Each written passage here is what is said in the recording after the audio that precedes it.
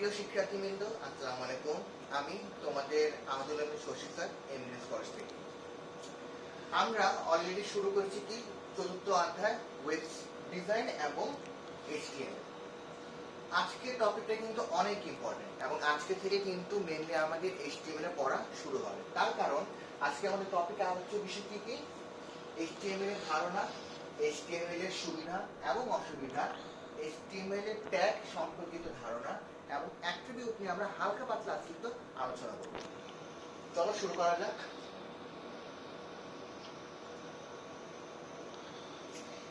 HTML, প্রথমত HTML কি? HTML হচ্ছে কি তোমার একটা ল্যাঙ্গুয়েজ, একটা ভাষা। এই ভাষাটা আমরা কেন ব্যবহার করে থাকি? একটা ওয়েবসাইট তৈরি করার জন্য। কোন ধরনের ওয়েবসাইট? Static website. স্ট্যাটিক ওয়েবসাইটটা কি? যে ওয়েবসাইটটা সহজে তোমার পরিবর্তন হয় না। তার মানে কি? পরিবর্তনহীন ওয়েবসাইট, স্ট্যাটিক ওয়েবসাইট তৈরি করার জন্য আমরা সাধারণত যে ভাষাটা ব্যবহার করে থাকি সেটা হচ্ছে কি আমাদের এইচটিএমএল, যা পুরো মানে হচ্ছে কি হাইপার টেক্সট মার্কআপ ল্যাঙ্গুয়েজ। ঠিক আছে, এখন এইচটিএমএল সম্পর্কে সর্বপ্রথম ধারণা দিয়েছেন কে? পদার্থবিদ টিম বার্নার্স-লি। অনেক ইম্পর্টেন্ট একটা টপিক। এইচটিএমএল এর ধারণা সর্বপ্রথম দিয়েছে টিম বার্নার্স-লি। এখন এইচটিএমএল এর সুবিধা কি কি আসলে?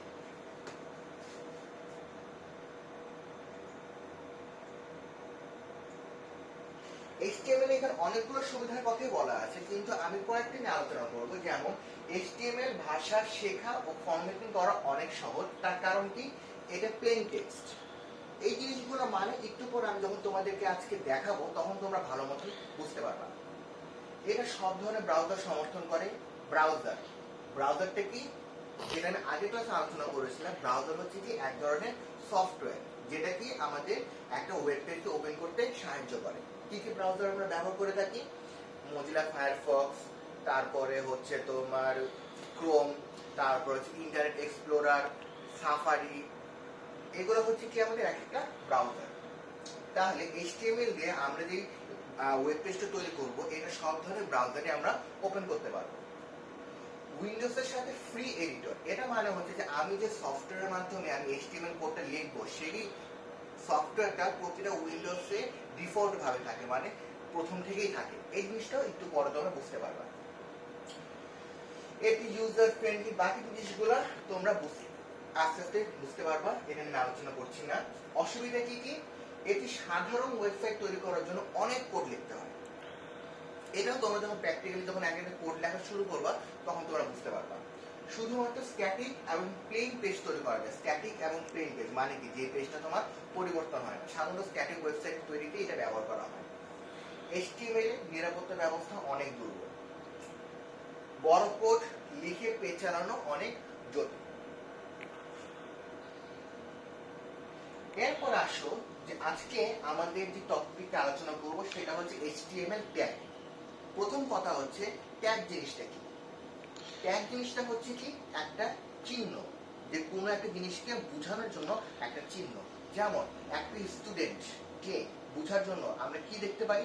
অ্যাপুলেট দেখতে পারি। অ্যাপুলেটটা হচ্ছে কি, বা তার স্কুল ড্রেস যেটা, সেটা হচ্ছে তার ট্যাগ, যার কারণে বোঝা যায় সে একটা স্কুলের ছাত্র। তারপরে একটা কলেজের স্টুডেন্টরা কোন ক্লাসের বা কিসে, এটা কিভাবে বোঝা যায়? তার আইডি কার্ড অথবা ব্যাচ দেখে। তো এইগুলো হচ্ছে তোমার ট্যাগ। তো ট্যাগ দিয়ে একটা জিনিসকে বোঝা যায়, সেই জিনিসটা আসলে কি হিসেবে আমি বুঝাতে চাচ্ছি। এখন ট্যাগ জিনিসটা, ট্যাগ মেইনলি হচ্ছে দুই ধরনের। MCQ question. ট্যাগ কয় ধরনের? ট্যাগ দুই ধরনের। একটা হচ্ছে কন্টেইনার ট্যাগ, একটা হচ্ছে এমটি ট্যাগ। এখন জাস্ট তোমাদেরকে বলে রাখি, তোমরা শুধু শুনে যাও। আস্তে আস্তে আমরা যখন প্র্যাকটিক্যালি করবো, যখন বিভিন্ন ধরনের ট্যাগ ব্যবহার করা শিখবো, তখন তোমরা আরো ক্লিয়ার হবে জিনিসটা। এতটুকু মনে রাখবা যে এমটি ট্যাগ আমরা শুধু কয়েকটা আমরা মেইনলি ব্যবহার করে থাকি। একটা হচ্ছে কি সোর্স আর বিআর, মানে ইমেজ, আর একটা হচ্ছে বিআর। ইমেজ মানে হচ্ছে ইমেজ ট্যাগ, বিআর মানে হচ্ছে ব্রেক ট্যাগ। যাই হোক, আরেকটা জিনিস আলোচনা করবো, এইচটিএমএল এলিমেন্ট। এলিমেন্টটা কি? এলিমেন্টটা হচ্ছে তোমার যে জিনিসটা আমি কম্পিউটারে দেখাতে চাচ্ছি সেই জিনিসটা, মানে কম্পিউটার যে জিনিসটা আমার দেখাবে সেই জিনিসটা হচ্ছে কি আমার HTML এলিমেন্ট। ফাইনালি আরেকটা জিনিস আমি হালকা আলোচনা করি, সেটা হচ্ছে অ্যাট্রিবিউট। সহজ কথা হচ্ছে অ্যাট্রিবিউট হচ্ছে বৈশিষ্ট্য, যে একটা ট্যাগের বৈশিষ্ট্য। যেমন একটা স্টুডেন্টের অ্যাপোলেট দেখে আমি বুঝতে পারছি সে কোন কলেজের স্টুডেন্ট। এখন সে ওই কলেজের কোন ক্লাসের স্টুডেন্ট বা কোন ইয়ারের স্টুডেন্ট, এটা কিভাবে বুঝবো আমরা? ওই অ্যাপোলেটের মধ্যে দাগ দেখে আমরা বুঝতে পারি যে সে আছে কোন ক্লাসে। যেমন একটা দাগ হলে একটা ক্লাসে, দুইটা দাগ হলে অন্য ক্লাসে, তিনটা দাগ হলে, তার মানে কি ব্যাচের মধ্যে যে দাগগুলো থাকে অ্যাপোলেটে, সেই দাগগুলো দেখে আমরা ধারণা করতে পারি সে ওই কলেজের কোন ক্লাসের স্টুডেন্ট। তাহলে যে ব্যাচ বা অ্যাপোলেটটা তুমি দেখছো, এই অ্যাপোলেটটা হচ্ছে কি আমার ট্যাগ, আর যে দাগগুলো যে দেখছো এই দাগগুলো হচ্ছে তার অ্যাট্রিবিউট। তেমনই ভাবে আমি আইডি কার্ডের কথা যদি বলি, যে আইডি কার্ড দেখে বোঝা যায় সে কোন কলেজের স্টুডেন্ট। আইডি কার্ডের ভিতরে যে কন্টেন্ট গুলো আছে, যে তার নাম, তার ব্লাড গ্রুপ, তার ক্লাস, তার সেকশন, এগুলো হচ্ছে তার একটা অ্যাট্রিবিউট। তাহলে কি ট্যাগ হচ্ছে জাস্ট নামটা এবং তার বৈশিষ্ট্যগুলো প্রকাশ করা হচ্ছে কি তার অ্যাট্রিবিউট। এই অ্যাট্রিবিউটেরও কিছু পার্ট আছে যেগুলো নিয়ে ডিটেলসে আমরা পরে আলোচনা করব। এখন আমরা শুরু করব হচ্ছে যে একটা HTML কোড, মানে একটা ওয়েবসাইট আমরা কিভাবে ডিজাইন করব, প্র্যাকটিক্যালি আজকে আমরা দেখা শুরু করব। এবং এখান থেকে কিন্তু সবাই ভালো মতো খেয়াল করলাম। আমি প্রথমে সবকিছু অফ করে দিলাম।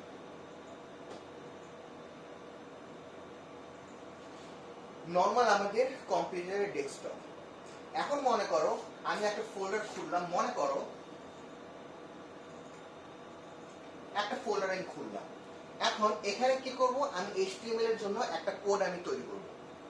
তৈরি করার জন্য কি করতে হবে, রাইট বাটন ক্লিক করব। রাইট বাটন ক্লিক করে এই যে নিউতে যাওয়ার পর কোথায় যাব, টেক্সট ডকুমেন্ট আসলো। কি আসলো আমার, টেক্সট ডকুমেন্ট। একটা মনে করে নাম দিলাম 1। তাহলে আমার একটা টেক্সট ডকুমেন্ট আমি অন করেছি, যেটা নাম হচ্ছে কি 1। এটা ছাড়া তুমি আরেকটা কিভাবে তৈরি করতে পারো, এই যে আমার উইন্ডোজের স্টার্ট বাটন দেওয়ার পরে এই সার্চের মধ্যে আমি লিখবো কি নোটপ্যাড, NOTEPAD। এই নোটপ্যাড সফটওয়্যারটা প্রতিটা উইন্ডোজে তোমার ডিফল্ট ভাবে থাকে। এখন এটা উইন্ডোজ 7 হোক, উইন্ডোজ 10 হোক, যেটাই হোক, নোটপ্যাড সফটওয়্যারটা প্রত্যেকটা কম্পিউটারে ডিফল্ট ভাবে থাকে। এই জন্য কিন্তু বলা হয়েছিল যে তোমার এটা ফ্রি একটা এডিটর কম্পিউটারে দেওয়া থাকে। যাই হোক,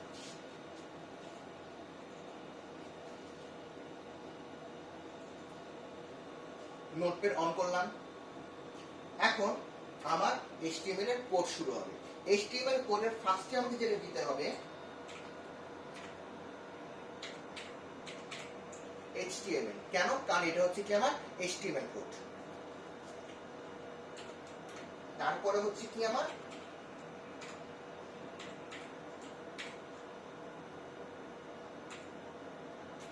বডি। বডিটা কি, বডি হচ্ছে আমার সেই পার্থক্য যে পার্থক্যকে আমার কম্পিউটারে আমার শো করবে। এই বডির মধ্যে আমি যা যা লিখবো নিচে, এই প্রতিটা জিনিসই আমার কম্পিউটার শো করবে। মনে করো আমি একটা ট্যাগ ইউজ করলাম পি। পি দিয়ে কি বোঝায় আমি একটু পরে বলছি। লিখলাম কি,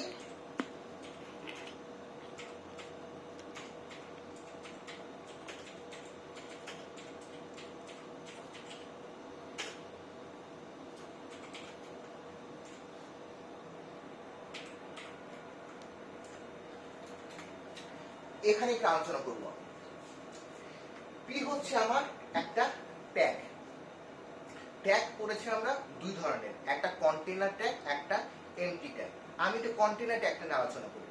কন্টেনার ট্যাগ হচ্ছে সেই ট্যাগ যেটা কিন্তু আমার ধারণ করে। এখন মনে করো একটা পাত্র আমি যদি এভাবে যদি ধরতে চাই, তাহলে কি আবার পাত্রটা দুই দিক দিয়ে ধরতে হবে বা চতুর্দিক দিয়ে ধরতে হবে, আমি জিনিসটা কন্টেইন করতে হবে। যদি না ধরতে পারি জিনিসটা আমার থাকবে না। তো কন্টেনার ট্যাগের আমার দুইটা পার্ট থেকে, একটা হচ্ছে স্টার্টিং ট্যাগ, একটা হচ্ছে আমার এন্ডিং ট্যাগ। স্টার্টিং ট্যাগ মানে কি, যেটা দিয়ে আমার শুরু হয়, এবং এন্ডিং ট্যাগ মানে কি, যেটা দিয়ে আমার শেষ হয়। তো খেয়াল করো, পিটা হচ্ছে কিন্তু আমার ট্যাগ।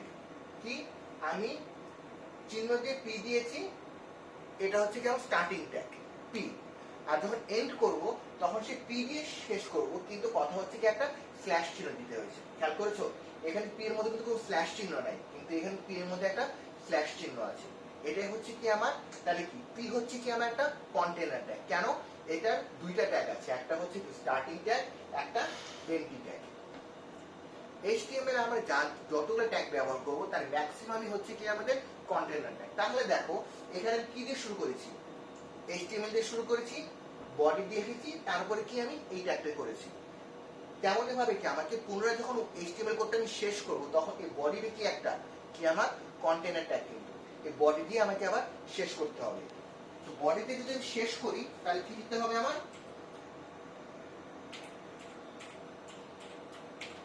বডি, এরপরে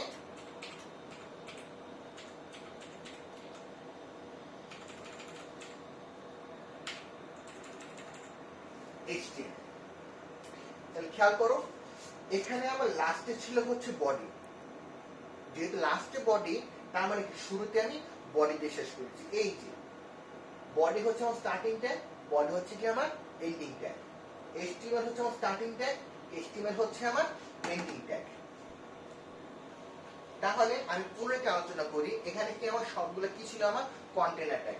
HTML হচ্ছে আমার একটা কন্টেনার ট্যাগ, এটা HTML দিয়ে শুরু করেছি, HTML দিয়ে শেষ করেছি, বডি দিয়ে শুরু করেছি, বডি দিয়ে শেষ করেছি, পি দিয়ে শুরু করেছি, পি দিয়ে শেষ করেছি। এখন কথা হচ্ছে এটা তো আমি করেছি কোথায়, নোটপ্যাড নামে একটা সফটওয়্যার। এখন এটা আমি কোন ব্রাউজারে কিভাবে দেখব, ব্রাউজারে দেখার জন্য যেটা করতে হবে আমাকে আগে এটা সেভ করতে হবে। কিভাবে সেভ করব খেয়াল করো,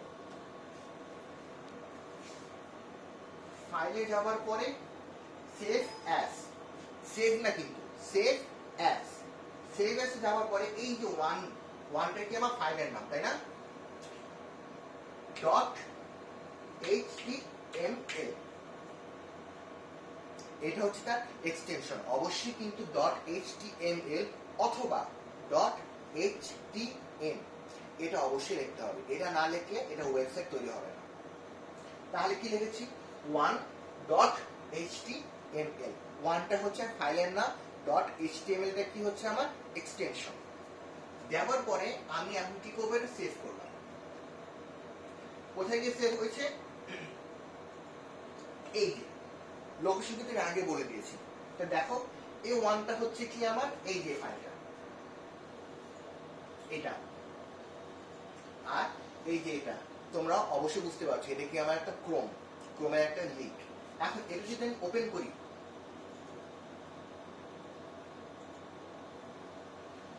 দেখেছো একটা ব্রাউজার দিয়ে ওপেন হয়েছে, যে তোমার গুগল ক্রোম ব্রাউজার দিয়ে আমার ওপেন হয়েছে কি আইসিটি অনলাইন ক্লাস লেকচার। এখন এখানে তুমি যদি অন্য কোনো লেখা যদি লেখো,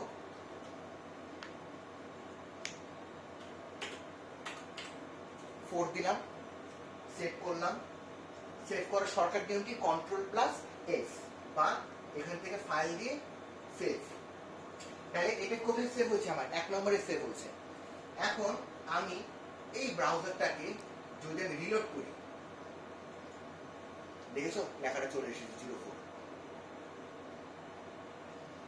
এখন এরকম কিছু ট্যাগ আমি তোমাদেরকে দেখাই।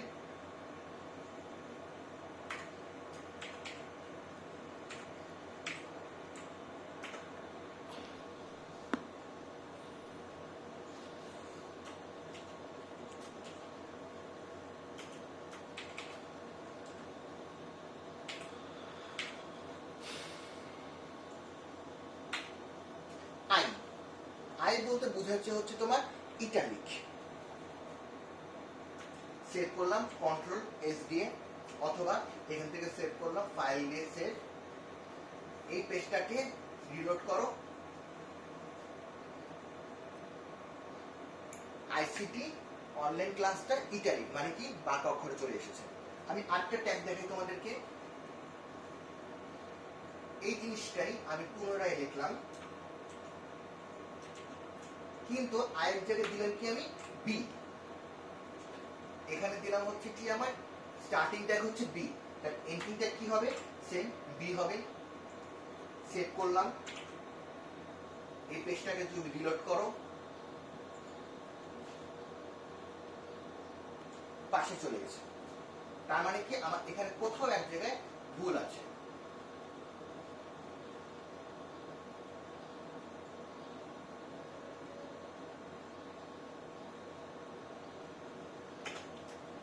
তাহলে কি খেয়াল করে দেখো লেখাটা আমার কোথায় এসেছে, পাশে চলে গেছে। নিচে লাইনে দেওয়ার জন্য কি করতে হবে, আমাকে লাইন ব্রেক করতে হবে। লাইন ব্রেক করার জন্য আমার একটা কোড আছে যেটাকে বলা হয় হচ্ছে তোমার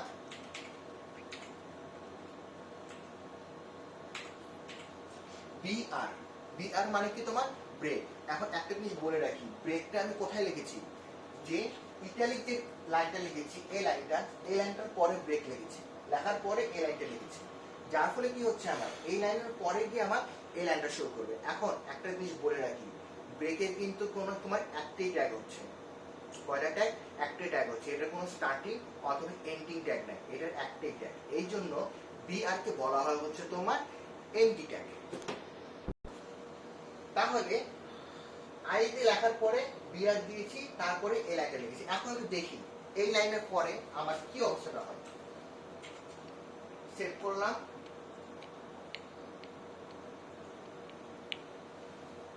লাইনটা কি পরের লাইনে চলে গেছে, কেন, ওই বিআর জন্য।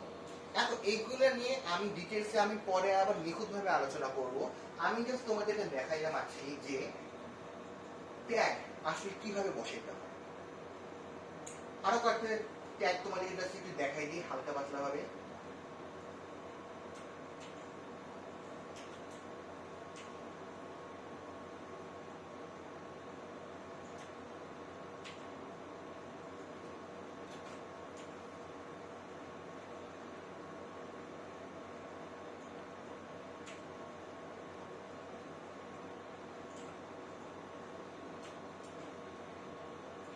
ইউ মানে হচ্ছে কি আন্ডারলাইন। তার মানে কি আইসিটি অনলাইন ক্লাস লেকচার 4 এর নিচে তোমার একটা আন্ডারলাইন হবে, এটা তো হওয়ার কথা। কন্ট্রোল এস দিলাম, সেভ করলাম, সেভ করার পর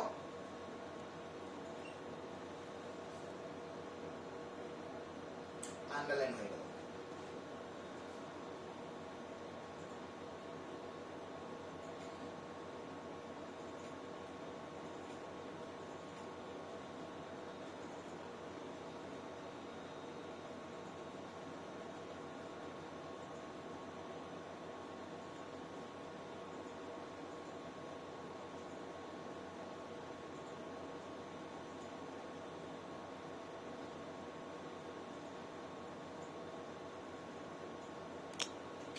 বইয়ের মধ্যে পেজ নাম্বার হচ্ছে 324।